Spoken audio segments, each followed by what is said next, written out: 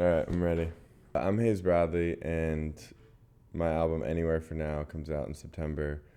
I made this album as a kind of a reprieve from just the day-to-day life of anxiety and travel and just just trying to stay above water. And I feel like it gave me a sense of solace where I couldn't really find it anywhere else, and I hope that it could give other people that kind of foundation as well.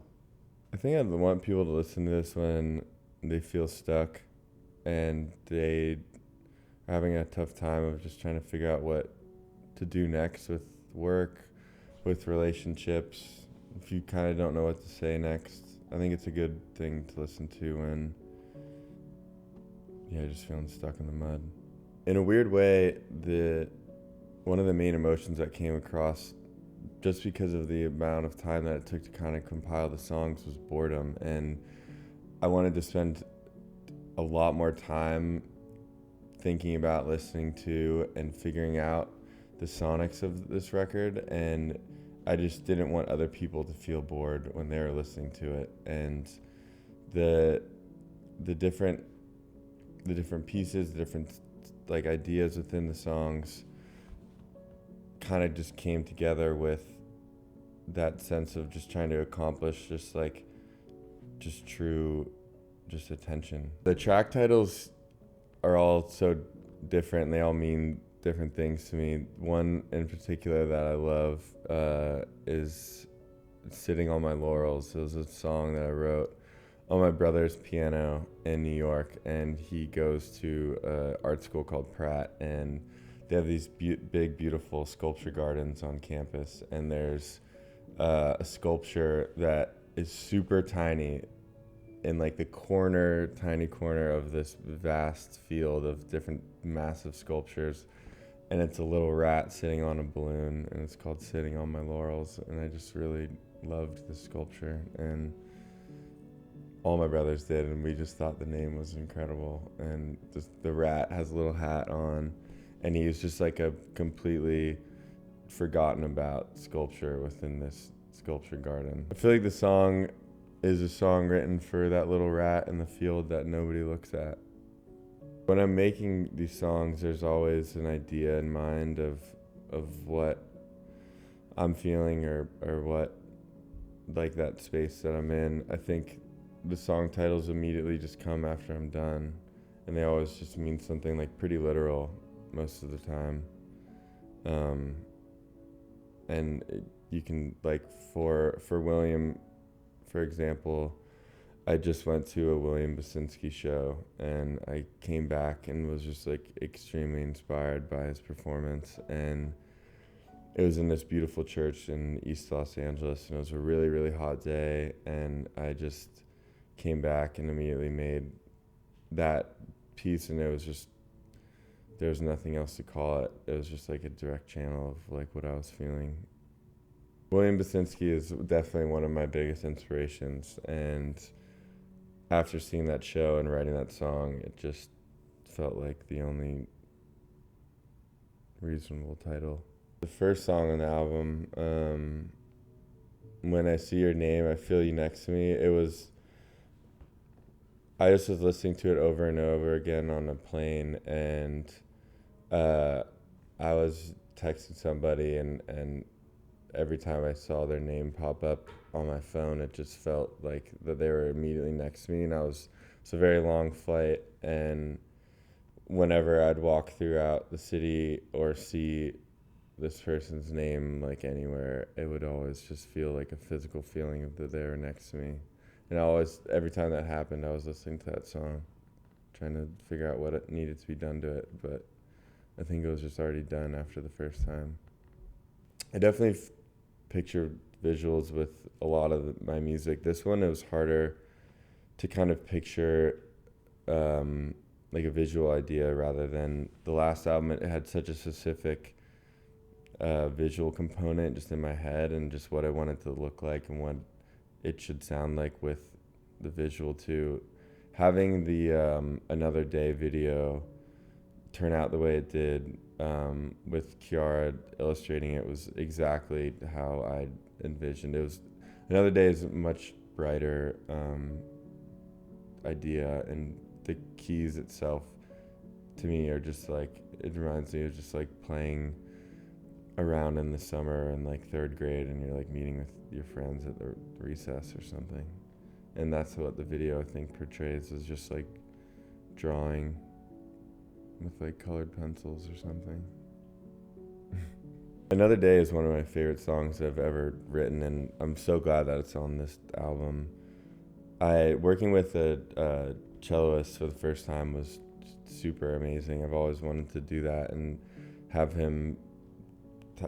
Peter playing just strings that I wrote was just really amazing.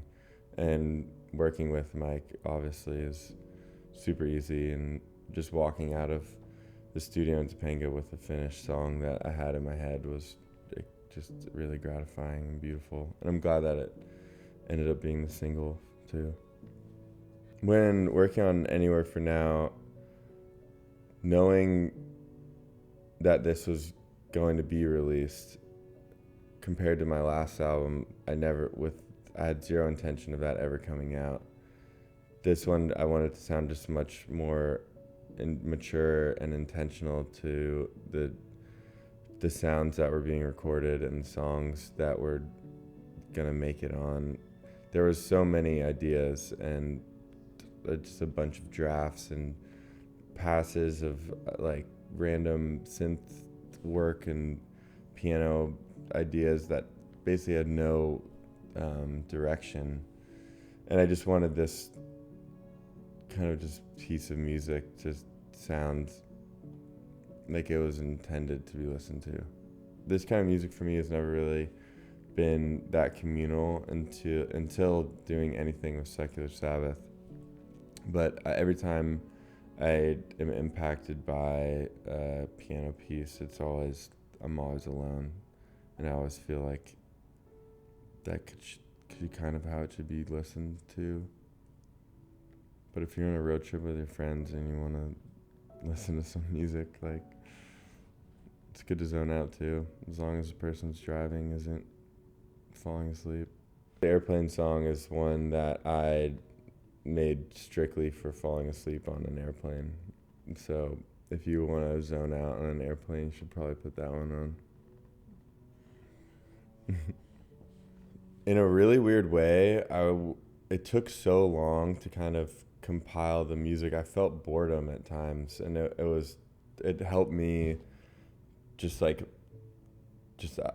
kind of keep pushing and make the songs better. It took so long to figure out the A to B of an idea to a finished product of like the record. Try to Remember was a song I wrote during the last album period, or just last year when I lived in a different area, and I had that instrumental down for a while, and I met Scout, who's an incredible singer, through the Secular Sabbath crew, and yeah, she came over one day and we just hung out for a while, and she kind of just came up with the melodies, and honestly we just listened to the loop over and over and over again for like a couple hours, and yeah, it was almost like a free-flowing idea that she just kind of created. And yeah, that Try to Remember, I don't even remember really what the song title's, why it's called that, but I think it's just trying to remember why you called it that. Try to Remember. It's super dark. You should feel like super alone in the forest, like there's nothing going on. You feel really stuck. It's supposed to be like haunting, but also like should be some type of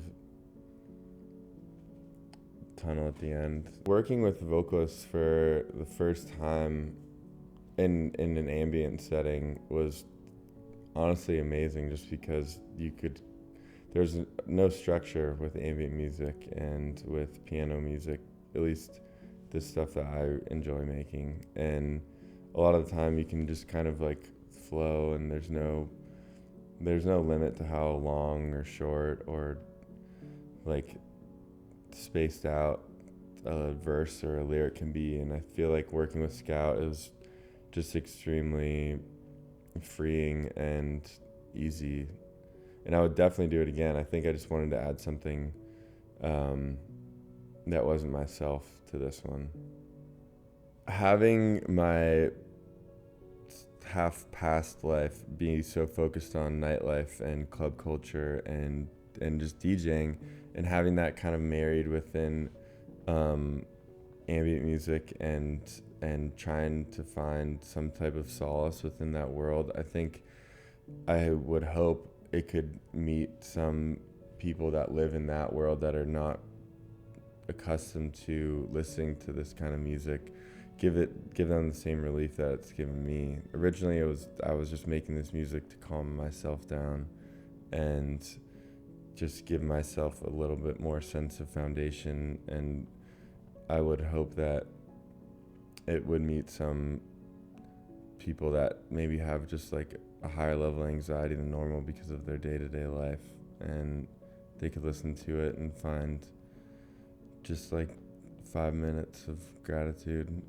After completing the album, having a sense of relief, I think, will come when it's finally out there, and knowing that the last record met some people with some type of honesty and just sometimes the messages that I've gotten were just really nice, and I never thought that this kind of music would do anything to anybody besides myself. And I'm just glad that there's more stuff coming out, and that I'm even wanting to continue to make music. I just feel grateful that I even want to still create. That's it.